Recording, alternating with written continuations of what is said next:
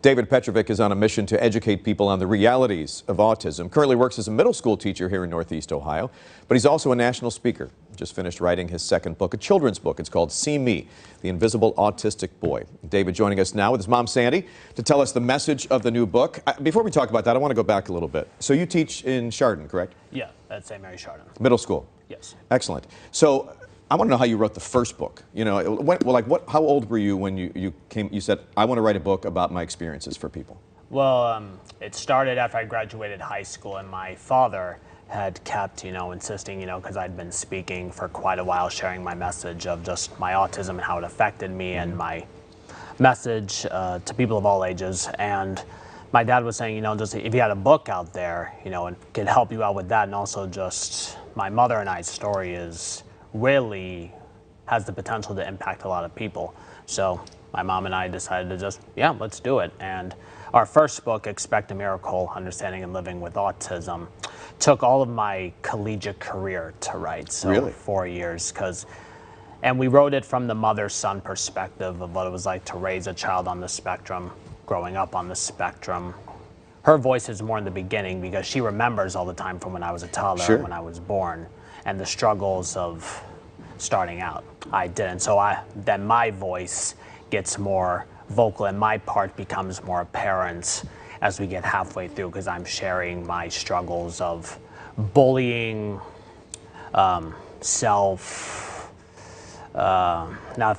discovery a little bit? Self-discovery, and learning to love myself.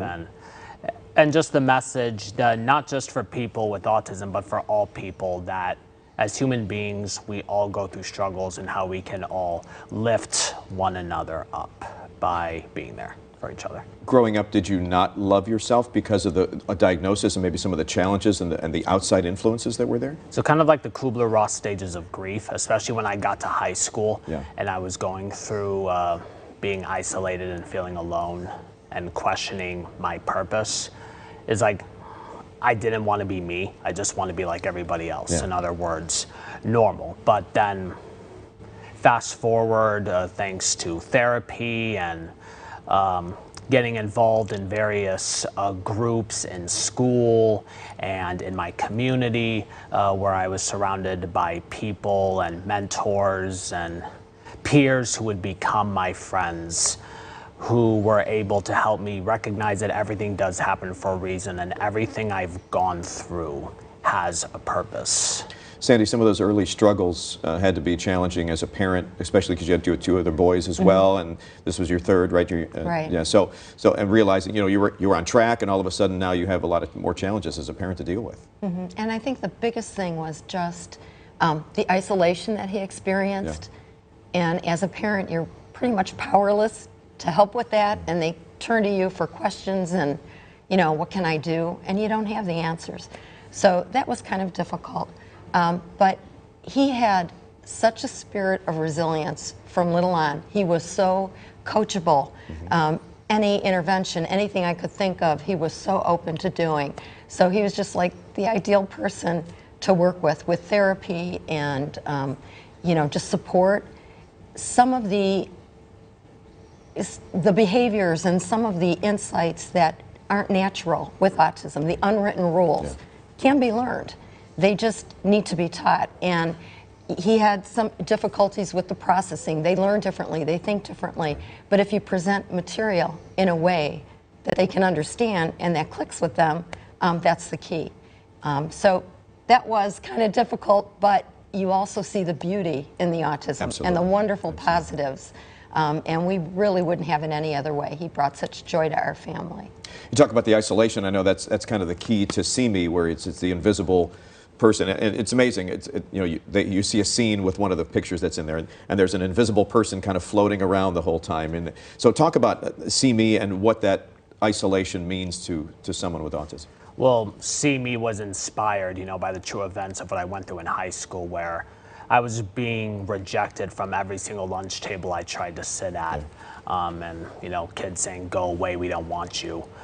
But then one day, a senior comes up to me, a freshman, and just says, David, come sit at my table with my friends. And that one simple gesture changed everything for me. Wow. And the way I represent in the book is, yeah, I start out this invisible blob, but the Savior extends his hand, and now you see a full colored arm appear. And as each page turns, more and more body parts are added as I am invited to the lunch table with his friends. And as my thoughts are heard, my mouth appears. Mm-hmm. As I begin to feel more seen, my eyes appear.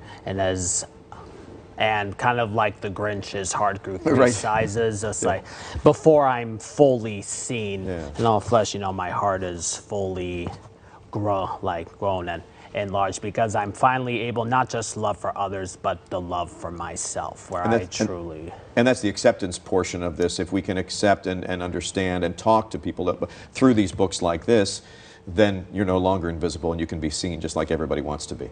And with October being Bully Prevention Month, it's, teaching middle school, but also having the amazing opportunities to speak to middle school and high school students, whoever I come in contact with, in those speaking engagements, or even just in my daily life, just randomly meeting someone in a place or on the street, just to spread the message that every single person in this world has worth, value, potential, and that they're loved and that they matter. Well, congratulations on all your success, too, and congratulations on the book. See Me is the children's book, which not only has the story, but also activities in the back, so it's great for kids, and Expect a Miracle as well. We'll have a link to these books on our website, fox8.com, but thank you both for coming in and sharing your story with us. Yeah, thank you very much. Nice to meet you guys.